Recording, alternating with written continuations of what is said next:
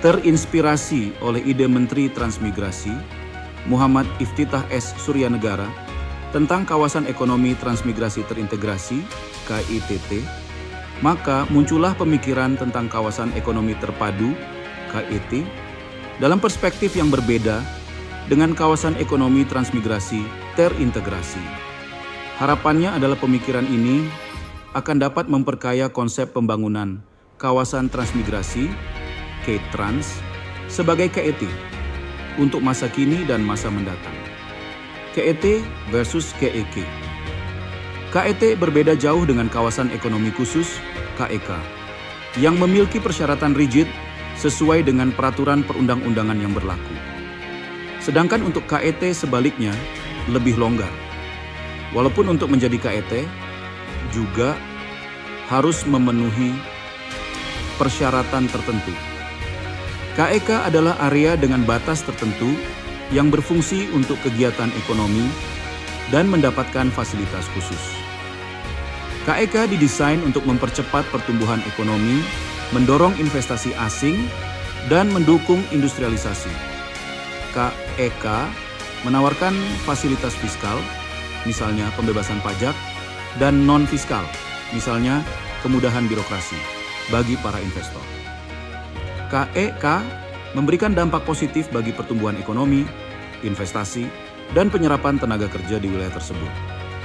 Menurut Undang-Undang Nomor 29 Tahun 2009 tentang perubahan atas Undang-Undang Nomor 15 Tahun 1997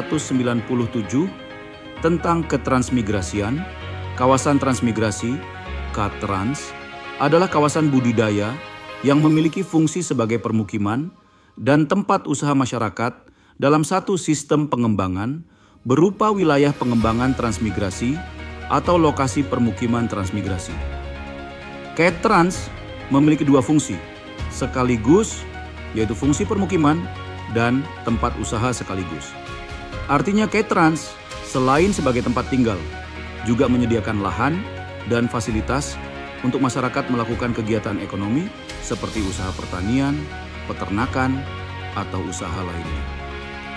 KET dilaksanakan di KTrans dan juga di pusat KTrans, yaitu Kawasan Perkotaan Baru, KPB. KTrans dengan ketersediaan sumber daya yang dimilikinya merupakan hinterland dari KPB. KTrans merupakan penyedia bahan baku dan lokasi industrialisasi, sedangkan KPB sebagai kawasan perkotaan yang fungsi utamanya sebagai pusat perdagangan dan jasa bagi KTrans. Artinya KPB juga dapat dijadikan sebagai lokasi untuk industri. KET merupakan perpaduan antara kegiatan yang ada di KPB dan hinterlandnya yang di KTrans tersebut. Tujuan pengembangan KET adalah mempercepat pengembangan KTrans sebagai pusat pertumbuhan ekonomi baru berbasis agro-maritim based industry yang dikaitkan dengan produk lainnya. Berbeda dengan KEK, KET tidak memberikan fasilitas fiskal maupun non-fiskal secara khusus. Namun begitu, khusus untuk yang kemudahan non-fiskal, seyogianya daerah dan kementerian lembaga, KL, menyediakan infrastruktur cerdas dan kemudahan, keamanan, dan kenyamanan berinvestasi. Berbasis klaster. Penerapan KET yang memiliki pendekatan kewilayahan adalah melalui pembangunan klaster. Klaster adalah pengembangan komoditas unggulan pada suatu unit geografi dari mulai hulu, produksi bahan mentah, pengolahan, sampai pemasaran yang terkait dengan komoditas unggulan lainnya. Dalam pengembangan klaster, dilakukan kolaborasi antara pelaku usaha, pemerintah, perguruan tinggi atau lembaga penelitian, dan organisasi masyarakat madani. Menurut Michael E. Porter 2014, pengembangan produk unggulan berbasis klaster adalah dalam rangka meningkatkan daya saing wilayah. Lebih lanjut, akan meningkatkan daya saing produk barang dan jasa yang diproduksi oleh wilayah tersebut. Pengembangan ekonomi di KTrans selama ini masih berbasis pertanian dalam arti luas. Pengembangan industri pengolahan produk pertanian dalam KTrans masih terbatas untuk komoditas tertentu saja. Sebagai contoh adalah pengolahan kelapa sawit menjadi crude palm oil, CPO, dan palm kernel oil, PKO, dan gabah menjadi beras. Pada masa mendatang hasil-hasil pertanian seperti jagung dapat diolah di lokasi Katrans menjadi pakan ternak dan ikan, atau kakao, menjadi coklat dan beras dapat dijadikan makan ringan. Sehingga nilai tambah akan diperoleh masyarakat transmigrasi dan akan meningkatkan efek pengganda tenaga kerja dan pendapatan. Employment and Income Multiplier Effects. Efek pengganda tenaga kerja dan pendapatan akan lebih tinggi lagi apabila sektor pertanian, industri pengolahan tersebut dikaitkan dengan pengembangan industri kreatif, pariwisata, dan ekonomi digital. Pengembangan industri pengolahan berbasis pertanian yang pelakunya sebagian besar UMKM, maka nilai tambah akan diperoleh masyarakat banyak. Apalagi pengembangan industri pengolahan berbasis pertanian tersebut dikaitkan dengan industri kreatif, pariwisata, dan ekonomi digital, maka nilai tambah semakin membesar. Sehingga tingkat kesejahteraan semakin meningkat dan K-Trans akan tumbuh dengan cepat menjadi pusat-pusat pertumbuhan ekonomi baru. Layaknya sebagai klaster industri, KET tersebut harus ada pengelolanya. Kalau klaster kawasan industri dikelola oleh perusahaan, maka KET juga dikelola oleh suatu manajemen pengelola. Dalam hal ini, pengelolanya berasal dari para pelaku usaha yang ada di KET tersebut. Dan C, adanya komitmen pimpinan daerah yang tertuang dalam dokumen perencanaan dan penganggaran. Dokumen perencanaan tentang kawasan transmigrasi harus ada dalam rencana tata ruang wilayah kabupaten dan atau provinsi, RT/RW/KP. Juga harus ada di dokumen rencana pembangunan jangka panjang daerah, RPJPD, dan rencana pembangunan jangka menengah daerah, RPJMD.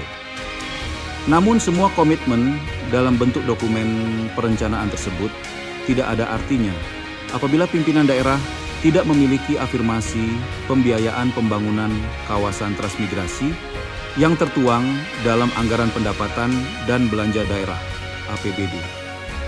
Dengan saringan persyaratan seperti itu, maka K-Trans akan dikembangkan sebagai KET.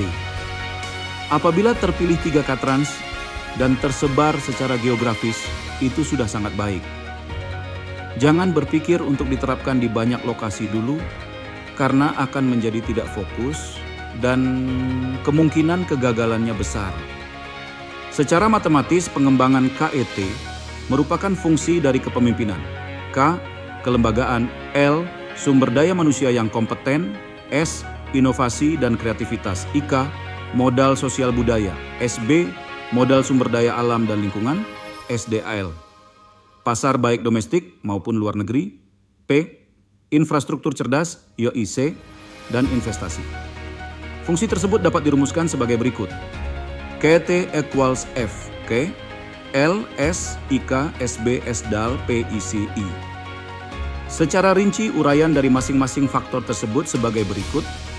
1. Kepemimpinan. Berdasarkan pengalaman, kepemimpinan di daerah, baik di provinsi maupun khususnya di aras kabupaten kota ini, menjadi faktor utama yang mempengaruhi pengembangan KET. Faktor kepemimpinan ini diimplementasikan dalam bentuk dokumen perencanaan maupun anggaran. Selain itu, pemimpin daerah melakukan koordinasi dengan KL, dunia usaha, dan donor agar mereka dapat diyakinkan untuk membangun. Termasuk di dalamnya agar mempromosikan dan memasarkan produk barang dan jasa yang diproduksi oleh KET. 2. Kelembagaan menyangkut aturan main peraturan perundang-undangan agar tata kelolanya baik, good governance. Pemerintah daerah dan pusat harus bertekad untuk memberantas korupsi, premanisme, dan pungutan liar agar investor mau menginvestasikan modalnya. Selain aturan main, Kelembagaan juga meliputi lembaga pengelola KET tersebut. 3. Sumber daya manusia (SDM) yang kompeten merupakan suatu keniscayaan agar mampu menciptakan inovasi dan kreativitas. Kompetensi di bidang teknologi digital sangat diperlukan di era industri 4.0 ini. Kompetensi SDM yang memadai diharapkan dapat meningkatkan produktivitas produk barang dan jasa, sehingga akan meningkatkan daya saing wilayah dan produk barang dan jasa. Keempat, inovasi dan kreativitas saat ini menjadi kekuatan baru yang signifikan dalam meningkatkan produktivitas. Hal ini akan meningkatkan daya saing dari produk barang dan jasa. Bahkan inovasi yang terkait dengan teknologi digital dapat meningkatkan posisi geoteknologi daerah dan nasional. Inovasi ini akan tercipta apabila pemerintah dan lembaga penelitian memiliki kemampuan untuk membuat inovasi bagi pengembangan KET, mulai dari hulu sampai hilir. Hasil inovasi ini perlu didesiminasikan kepada pelaku usaha di kawasan transmigrasi dengan baik, agar mereka mau mengadopsinya dan mampu mengimplementasikannya. 5. Modal sosial dan budaya sangat penting. Modal sosial yang direpresentasikan dengan adanya kerekatan sosial dan gotong royong merupakan modal yang sangat penting bagi pengembangan KET. Demikian juga dengan modal budaya, apabila dimanfaatkan, dapat mendorong ekonomi kreatif dan pariwisata. 6. Sumber daya alam dan lingkungan merupakan hal yang sangat penting yang dapat mempengaruhi posisi geoekonomi suatu daerah maupun nasional. Apalagi Indonesia memiliki sumber daya alam yang beragam, sehingga akan dapat dikembangkan ekonomi yang beragam. Keragaman pengembangan ekonomi daerah yang bersumber dari kawasan transmigrasi diharapkan dapat meningkatkan kekuatan struktur perekonomian nasional. 7. Pasar, baik pasar domestik maupun luar negeri, adalah suatu keharusan.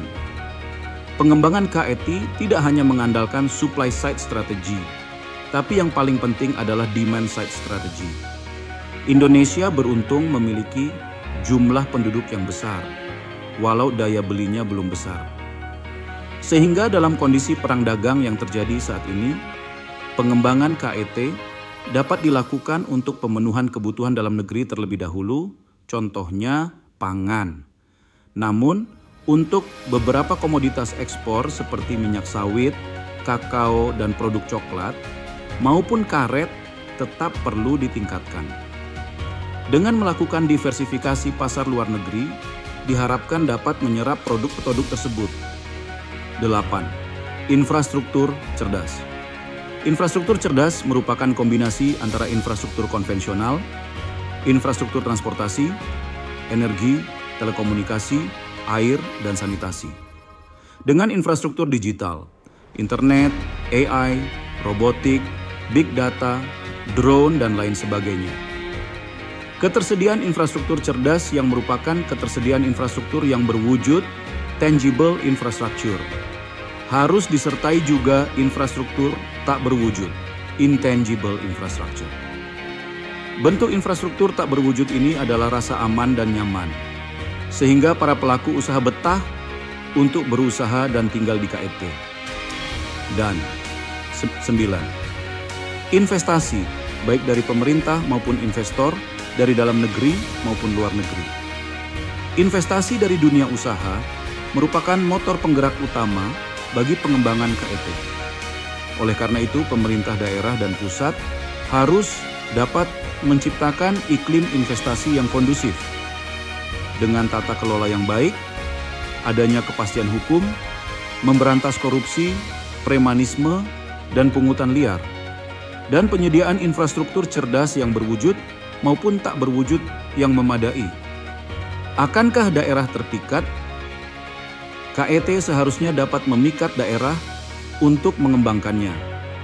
Karena tanpa fasilitasi pembiayaan dari Kementrans, sekalipun KET ini bisa menjadi motor penggerak pembangunan daerah.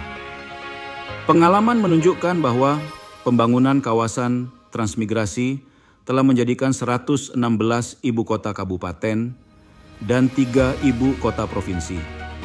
Bahkan kalau dihitung sejak masa kolonial Belanda, ada satu yang sudah terbentuk sejak 1968, yaitu kota metro di Provinsi Lampung. Dengan pengalaman keberhasilan membangun pusat-pusat pertumbuhan yang masif dan tersebar di seluruh Indonesia, seharusnya hal ini dapat memikat daerah. Apalagi kalau ada insentif dari Kementerian Transmigrasi, baik dari sisi anggaran maupun lainnya. Fasilitasi anggaran tentu tidak hanya dari Kementrans itu sendiri, tapi dapat juga dari KL lainnya yang terkait. Selain itu, Kementrans juga dapat mempromosikan kepada dunia usaha baik dari dalam maupun luar negeri, sehingga diharapkan investasi dapat mengalir ke dalam KET. Selain itu, ada sumber lainnya yang masih belum banyak dimanfaatkan dari dana hibah yang berasal dari donor. Bila para pejabat di Kementrans memiliki kemampuan political savvy yang tinggi, maka baik KL, investor, maupun donor akan mau membangun KET. Apalagi di masa efisiensi APBN, APBD, maka investasi dari dunia usaha dan hibah dari donor sangat diperlukan. Fasilitasi Kementrans seyogianya bukan terbatas pada investasi atau anggaran, tapi juga diperlukan pendampingan dan advokasi untuk pengembangan KET. Terakhir, fasilitasi yang diharapkan dari Kementrans adalah mempromosikan dan memasarkan produk barang dan jasa dari KET baik untuk pasar domestik maupun luar negeri. Apabila fasilitasi dilakukan secara serius selama 5-10 tahun saja, diharapkan KET dapat menjadi pusat pertumbuhan ekonomi baru. Keberhasilan ini tentu akan dapat dijadikan pembelajaran baik untuk direplikasikan di Katrans lainnya.